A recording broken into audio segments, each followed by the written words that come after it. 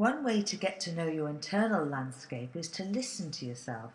As you spend time listening to yourself amongst new people, you'll be shown many things about your own shadowy parameters too. Frustrations, indecision, and defensiveness will no doubt show up.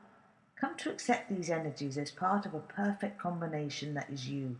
You will eventually stop giving one more credibility as your identity than others. One might have thought that people would be in a hurry to learn how to support themselves emotionally and mentally, but sadly not. For most, personal pain is embedded in so many layers of apparently valid, tragic information and logic that it has become the very fabric of their being. It has become essentially a true story or a self-fulfilling prophecy. This hidden pain has been mirrored back so consistently in one's experience that they fully believe the pain is not their own but actually an objective reality. When you are present, you are holding a space open for clarity and healing. It is the real beauty of an energetic universe. It is completely fluid, silken, and oceanic. Nothing is really stuck or damaged. So do not fall for the illusion that it is, however convincing or nerve-wracking.